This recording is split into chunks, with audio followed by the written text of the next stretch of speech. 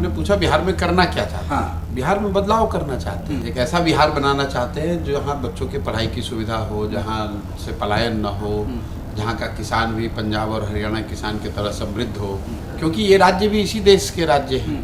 और अगर वहाँ पर ये चीज़ें हो सकती हैं तो बिहार में क्यों नहीं। 30-35 साल से यहाँ लालू नीतीश भाजपा की सरकार चली है और ऐसा नहीं कहा जा सकता कि कुछ भी नहीं सुधरा है, लेकिन 1990 में भी देश का सबसे गरीब और पिछड़ा राज्य बिहार था और आज भी देश का सबसे गरीब और पिछड़ा राज्य बिहार ही है। और सुधार होगा कैसे? सुधार के लिए प्रयास आप करें, हम करें, कोई दूसरा करे, प्रयास आज हो या 10 वर्ष के बाद, प्रयास तो किसी न किसी बिहार के व्यक्ति को ही करना पड़ेगा।